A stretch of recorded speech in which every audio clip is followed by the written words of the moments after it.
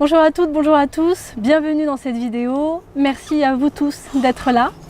Donc je suis en compagnie de Bénédicte et Jérémy. Bonjour à vous. Salut, bonjour. Donc ils font partie du sommet national de la souveraineté alimentaire. Ils ont accepté notre invitation. Donc merci à vous d'être avec nous. Grand plaisir. Tu m'as enlevé les mots de la bouche. Avec grand plaisir. Alors, vous pouvez me raconter un petit peu ce que vous avez fait pendant 15 ans au niveau des ONG environnementales. Donc, vous avez déjà travaillé, me dire en quelques mots ce que vous avez fait sur ce parcours-là. Et aujourd'hui, qu'est-ce que vous faites exactement comme démarche? Alors on a travaillé ensemble sur des projets de sensibilisation, d'éducation et de recherche appliquée autour du développement durable et d'un modèle économique et social qui soit durable, avec pour objectif évidemment de protéger l'écosystème. Donc on a travaillé sur des milieux de montagne, on a travaillé sur des milieux océaniques, en rivière, voilà. Donc c'est une quinzaine d'années où on a dédié toute notre énergie à essayer de faire comprendre aux gens que notre empreinte en eau était quotidienne dans tout ce qu'on consommait. On a essayé de leur faire comprendre que notre empreinte écologique quand on achetait des vêtements était très importante et qu'on pouvait changer ça, c'est-à-dire que le coton, la chimie, la flotte, etc., tout est partout. Et essayer de décortiquer un petit peu notre système de consommation et de production pour faire évoluer les individus vers un système qui soit un petit peu plus résilient, local, soutenable, durable, recyclable. On avait vraiment une démarche de vulgarisation de l'information pour que ça soit vraiment accessible à tout le monde. C'est ce qu'on a fait avec l'asso Mountain Rider, notamment pour la sensibilisation à l'environnement en montagne. On a vraiment voulu toucher tout le monde avec du coup du dessin, de l'humour, de la légèreté, mais tout en parlant de sujets très sérieux. Voilà, c'était notre démarche. On a voulu rendre l'écologie à tout le monde et la sortir de son entre-soi, de ces 1% de gens qui savent et qui font la morale. On a envie de faire une écologie qui soit pour tous. Voilà. Une écologie sexy, attirante, amusante, la vie quoi. Parce que la vie c'est comme ça, c'est sexy, amusant, c'est pas chiant la vie. C'est ça, nous on est plutôt champagne et bouchon, voilà, c'est de l'écologie festive. Ouais. Et aujourd'hui, donc votre démarche? Et donc aujourd'hui, c'est ce qu'on fait encore actuellement. On essaie de rendre l'écologie sexy avec cette fois notre démarche zéro déchet. On a voulu le faire de manière très individuelle dans notre famille, en se disant qu'on en parle à tout le monde depuis des années, mais nous, où est-ce qu'on en est? Est-ce qu'on est exemplaire? Viens, on fait un truc nous et on va jusqu'au bout et on le fait en se marrant et en s'éclatant. Et on a trouvé la possibilité de pouvoir encore une fois en parler à tout le monde de manière positive et comme on est quoi. Voilà. De semer des graines autour de nous et on est très très heureux de le faire. Et on constate dans le public qui vient nous voir en conférence, il y a tout. Il y a des enfants, il y a des femmes, il y a des hommes, il y a des vieux, il y a des jeunes, il y a des riches, il y a des pauvres. Il y a tout, c'est-à-dire qu'on le voit physiquement, on n'a pas des gens qui sont stigmatisés par l'écologie, qui sont dans un prêt-à-penser, et c'est un peu le complexe de la langouste, hein. J'ai ma petite carapace toute prête, j'arrive, je sais. On est sur des gens qui sont ouverts à protéger la maison commune et à être citoyens du monde au quotidien, juste parce qu'ils ont une sensibilité, qu'ils soient de droite, de gauche, qu'ils soient vieux ou jeunes, on n'en a rien à faire. Au contraire, il faut embarquer tout le monde sur le bateau. Donc, voilà. Et puis c'est aussi sortir nous de nos prêt-à-penser. On a essayé de ne pas en avoir et d'objectiver un maximum notre pensée écologique par le chiffre, la recherche appliquée autour des ACV, autour des bilans carbone, autour des empreintes en eau, etc. Voilà. Donc on a eu une démarche très scientifique finalement, très sourcée. Voilà. On a toujours voulu travailler non pas sur ce qu'on pensait être, mais sur la réalité des choses. Et on a appris des trucs. Clairement, tout au long de nos recherches pendant 15 ans, et on continue d'apprendre. Voilà. En fait, on pense que certaines choses sont bonnes. Voilà, je vais prendre l'exemple parler de l'assiette en bambou, là, en pulpe de bambou pseudo-sourcée, la bio-sourcée, qui vient du fin fond d'Indonésie sur une forêt primaire, qui va transporter sur 15 000 km, arriver là, et puis qu'on vous dit de composter et qu'on va brûler. Je veux dire, à ce moment-là, prends plutôt une assiette en plastique, tu auras moins d'impact sur la planète que ton truc en bambou.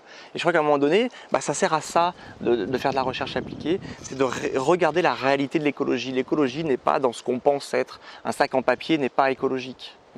Et puis ne pas se laisser prendre par les messages généralisés, du tri, etc., qui n'est pas forcément l'impact le plus positif en termes d'écologie. Évidemment, le recyclage n'est pas spécialement vertueux. Le recyclage va générer énormément de transport, de conditionnement, va générer énormément de dispersion, va générer énormément de consommation d'énergie. Je veux dire, le recyclage, c'est in fine, si on n'a pas réussi à éviter tout ce qu'on devrait éviter. Ça devrait être la dernière solution en fait. La dernière roue, voilà. Alors que nous, on la met en premier en disant, ça sera bien. Ouais. Encore une fois, ça permet à ceux qui tiennent le business de conserver le statu quo. C'est bon, continuez de consommer, on fait du recyclage. Voilà. Alors que c'est complètement faux. Complètement. Ce qu'il ne faut pas faire. Vous arrêtez de faire rentrer des déchets à recycler dans votre maison. Clairement, On garde le minimum au final. Ce qui reste, c'est ce qu'on n'a pas encore réussi à supprimer, mais tout l'inutile, on a dégagé. bien sûr. Alors vous partagez votre expérience avec 2 livres, un blog et des conférences. Est-ce que vous pouvez nous présenter déjà les 2 livres et puis ensuite le blog? On a commencé par faire un guide pratique qui s'appelle The Guide, Famille presque zéro déchet, qui était pour donner des solutions à ceux qui ne veulent pas les chercher eux-mêmes sur la démarche, sur comment commencer le zéro déchet. Et c'est aussi des infos pertinentes qui sont sourcées sur notre bilan, sur le bilan de la planète, sur l'environnement. Et un livre pour les enfants, un livre pour les enfants qui s'appelle Les enfants zéro déchet, The Mission, avec un petit plan d'action, avec 13 actions à faire dans leur vie, parce qu'ils ont une vie qui est centrée autour de leur petit nombril, c'est normal, c'est les enfants, et autour de ça, ils vont générer des déchets sur leur goûter, sur leur pique-nique, sur leurs vêtements, sur leurs jeux, et donc tout ça, 13 actions qui vont leur permettre de faire le zéro déchet à leur niveau, et encore une fois, de faire mieux avec moins, de gagner en qualité de vie, de dépenser moins d'argent, et puis d'être dans un éducatif qui est différent, plus intelligent, moins consommateur, plus sur l'être que l'avoir, plus sur le partage que ma pomme tout seul devant ma tablette pendant 2 heures. Donc, mine de rien, le zéro déchet, c'est aussi complet au niveau éducatif, c'est aussi un mode éducatif. Il ne faut pas oublier que les enfants, c'est quand même l'avenir, quoi. Et que plus tu changes tes habitudes tôt, et plus c'est facile. On ne va pas les changer quand on sera adulte et qu'elles seront bien ancrées, toutes nos habitudes pourries qui sont mauvaises. Non mais c'est vrai, je veux dire, c'est difficile de changer quand tu es adulte. Donc autant prendre les bonnes habitudes dès le départ quand tu es enfant. Quoi. Présente le blog.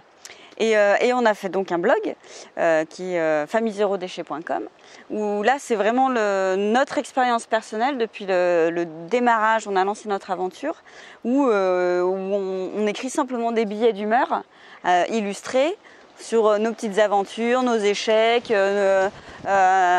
tous les moments où on a réussi quelque chose, ou quand on était scandalisé par la moindre petite chose. Voilà, c'est juste très très perso, mais on avait envie de partager avec tout le monde. 3 ans de démarche zéro déchet où tu pars d'une poubelle tous les 5 jours pour arriver à un bocal en 1 an. Donc par quel chemin on est passé, on le raconte avec humour, douteux parce qu'évidemment c'est le nôtre, et puis des dessins et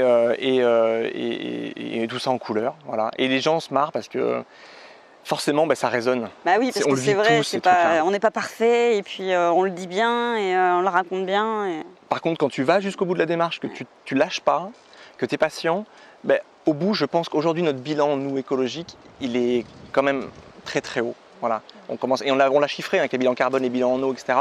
On commence à avoir un niveau qui est assez haut. Je pense qu'on peut encore s'améliorer, mais ça commence à être pas mal. Ouais.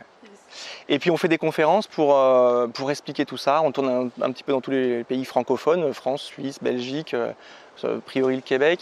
Mais on essaye d'expliquer en conférence, toujours de la même façon, avec humour, avec une manière scientifique d'aborder les choses, et puis une pratico-pratique, d'expliquer en 1h30 l'état de notre planète, comment on l'a fait et ce qu'on a trouvé. Ça marche bien, on a trop de demandes, on ne peut pas répondre à tout le monde. Il y a tellement de demandes. C'est là où on voit le besoin de changement, quoi.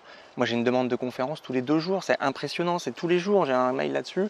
Donc cette conférence-là, elle est motivante, elle booste, et elle donne aux gens l'envie de passer le message aussi. Voilà. Elle relance les gens, certains. Ouais. Il y en a qui sont essoufflés et qui viennent à la conférence justement pour retrouver l'énergie de continuer ou d'y retourner, quoi.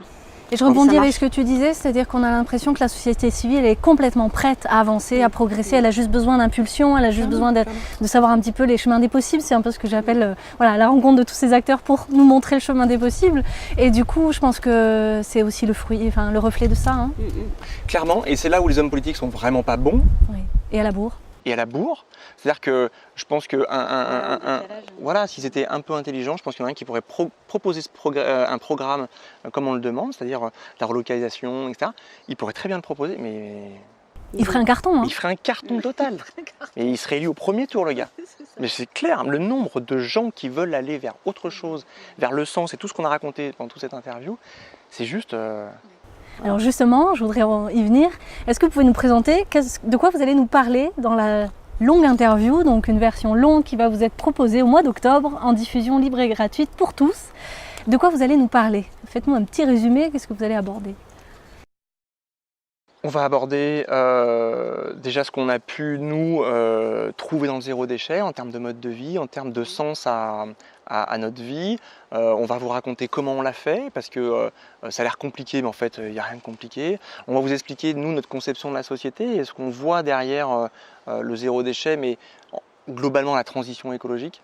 On le dit, on le répète, on est déjà en transition et la clé de tout ça, c'est l'individu et son action au quotidien et sa prise de conscience et son passage à l'action.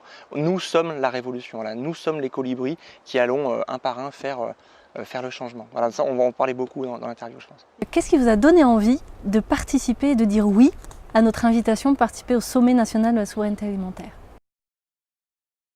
Bon, t'étais sympa, hein. Tu nous l'as demandé gentiment, alors on a dit oui, hein.